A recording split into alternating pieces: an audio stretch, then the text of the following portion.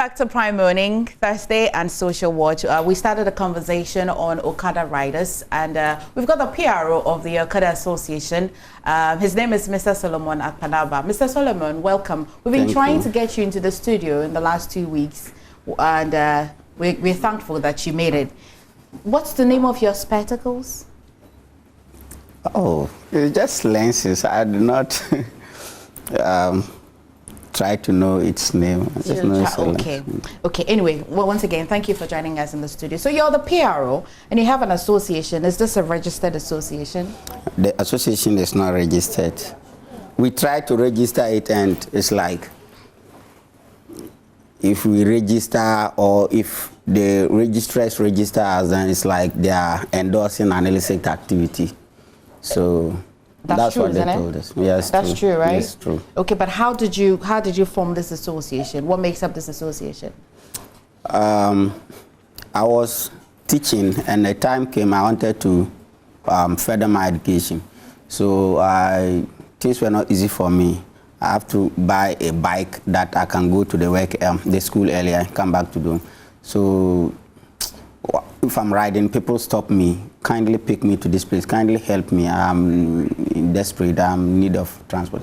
So that's how I get myself involved. And journalists do come time to time to interview us, and police leadership sometimes come to talk to us. Safety experts do consult us. So most of them began to advise us to come together, form a kind of association, and then build ourselves so that in future we can stand a chance of arguing for the activity to be regularized. Okay, it's good to know. And as of last year, your president said that the Okada business employs nearly over 800,000 persons. Is this true? Has the number increased or decreased? It has increased. It has increased. We are now over 1 million. Wow. Yes. In the last 1 year, you've increased to 1 million. Yes. Tell me, as a PRO, what is the situation with Okada riders in the country? The situation is such that almost every house we impact positively in the life of at least one person in every house in Ghana. It's either you have bought a bike for somebody to do the business, you yourself, you are Okada man, you have sat on Okada before. To easily accept this, you look at the police, who are the law enforcement agencies, who sit on the Okada comfortably on daily basis. Sometimes they carry weapons while sitting on the Okada. It should tell you that it is, even if it is evil, then it can only be called a necessary evil and not just entirely an evil activity. Okay. Right. So do you think that the Okada business should be legalized? I expect a yes, because then it's a business you're into, you're the PRO. But what do you think are the challenges why the government really doesn't want to legalize it? Thank you. Like you said, if would I want the Okada business to be legalized? Not legalized, but regularized. And regularized in the sense that regularization is what will help everybody in this country. It has to be legalized first before regularized. I understand. But when it is legalized and regularized, it will be the solution to almost all the problems we encounter as Ghanaians when Okada is concerned. Really? Yes. What are some of the problems you think we encounter? I'd like to see if you as an association have tried to explore some of the reasons why you think that government does not want to regularize it. Sure. Government don't have a reason for not regularizing. Government rely on road safety to advise them as to whether regularized or not. Road safety today is being biased against us.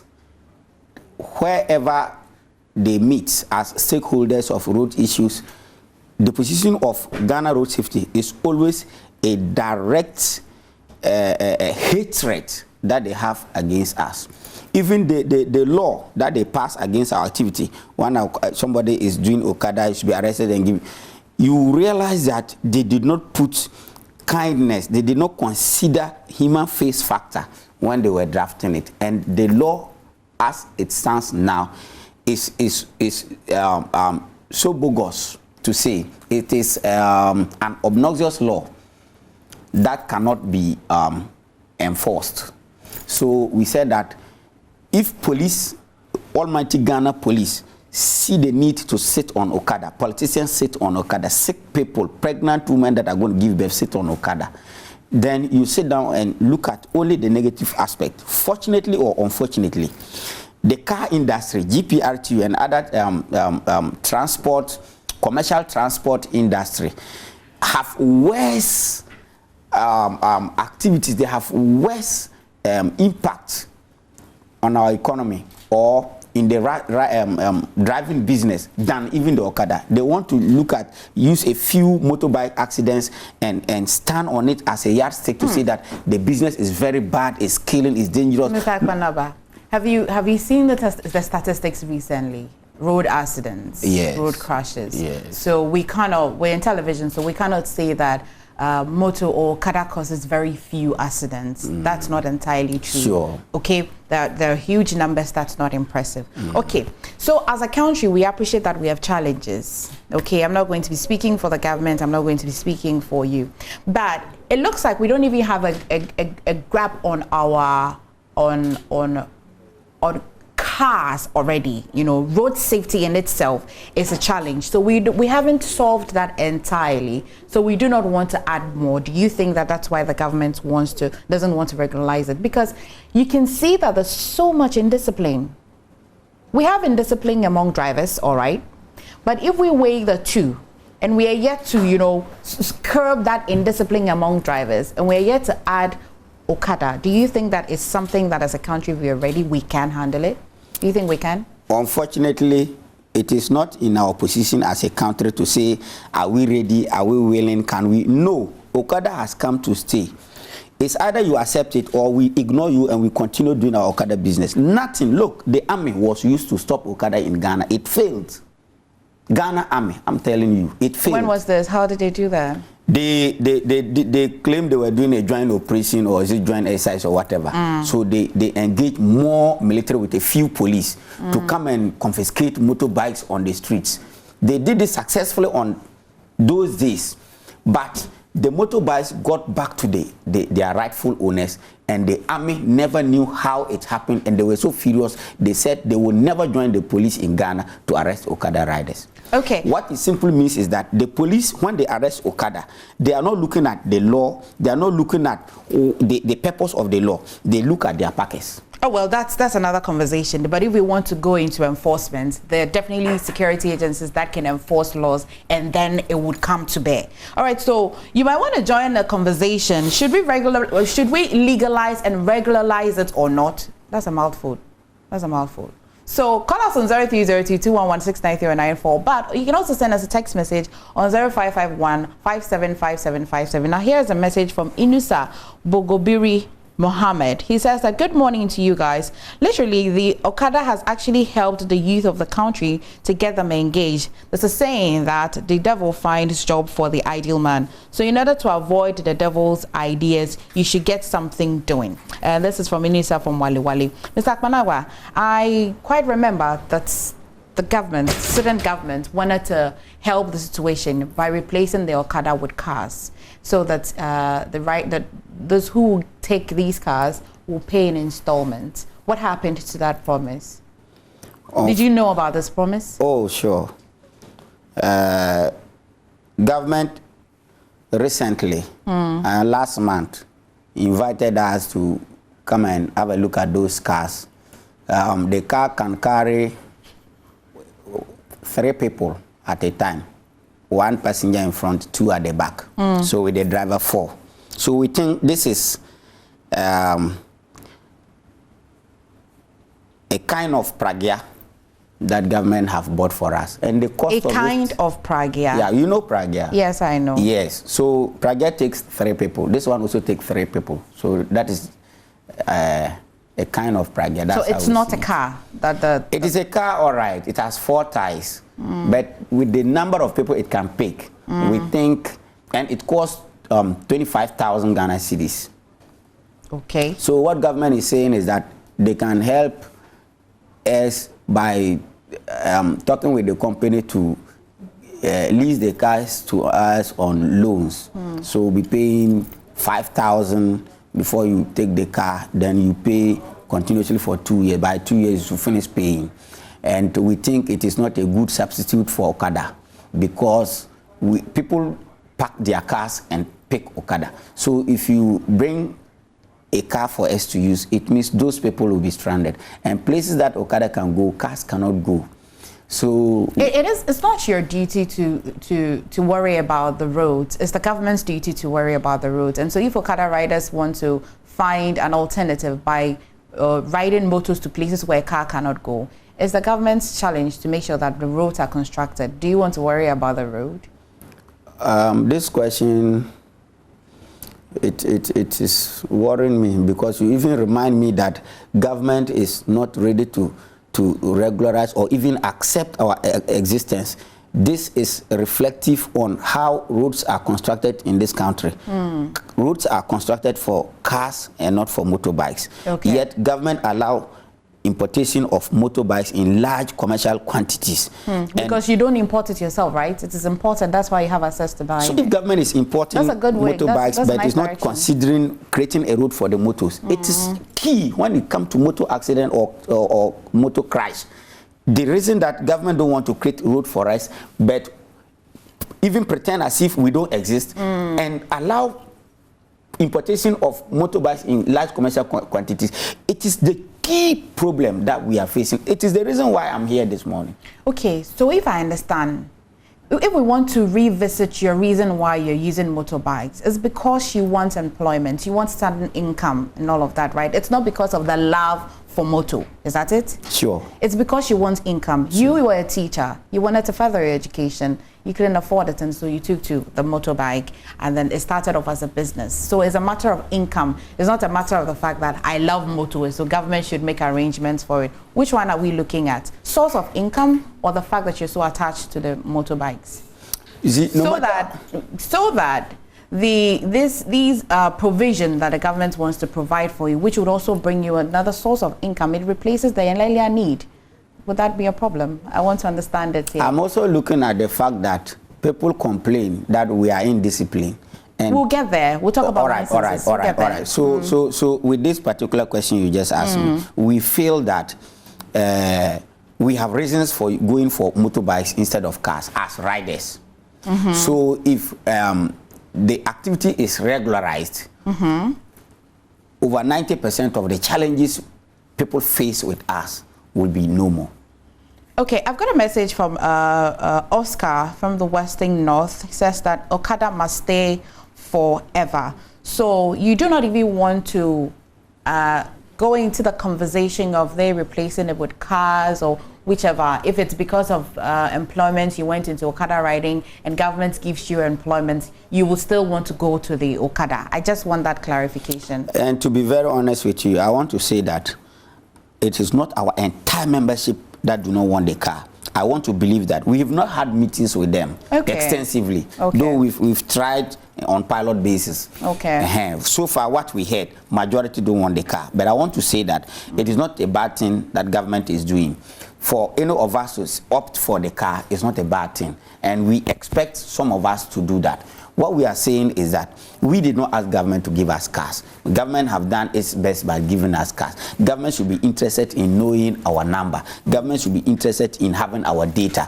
Our data will help in planning of operational or other activities by, be it DVLA, Road Safety, Bureau of Public Safety, Ghana Police, every stakeholder in this country when it comes to road issues is interested in the number of motor riders in this country. It will help government to plan. For example, if you have 1,000 motor riders, 300 are masons, 300 are carpenters, 300 are plumbers, 100 are carpenters. And you want to abolish Okada. You just create a job, you send the announcement viral, we are looking for so and so number of carpenters, masons. By the time you finish employing them, Okada is not on the road. Okay, but how sure are we? Because we've seen gross impunity, we've seen a lot of indiscipline. Do all of you, okay, I won't say all of you, do you have a large number of the Okada riders with a license? I like to think that they started as domestic before it goes commercial, because the commercial bit of it is illegal. The laws do not allow, but the laws allow you to use it as a domestic means, isn't it? Before you start riding, do you take a license for it domestically before you even go to commercial? No. So how you don't have they don't have licenses? How do you ride with safety? How do I know that this motor, even if you regularize it, we're going to ride it with a lot of discipline and safety? Let me say that I myself, I am a holder of rider's license. Yet nobody trained me how to move a bike, how to start a bike. How did you get the license? Why I should ride slowly, how to ride when it is raining on sandy soil. Nobody taught me nothing. How did you get the license then? I went and paid, and they gave me the license at DVLA. You paid? Yes. There was no form of training? No, please. So, and it's allowed? It's given to you so that you use it as domestic but not commercial, right? That is the reason why we don't want the license. We refuse the license. Within us, we the riders, we feel that the license is useless because it doesn't come with training. Okay. Yes, it doesn't come with any training. Okay. So we feel it is just a means of gathering revenue for government. Okay, as a rider and as a speaker of this association, what do you think you would do to ensure safety, even if it's regulated for you? Very good. You see, we are saying that this country, we need a safety month, not safety day on the calendar or safety week, safety month. On that period, all Ghanaians will read safety, will write safety, draw safety, think safety, watch safety, listen to safety.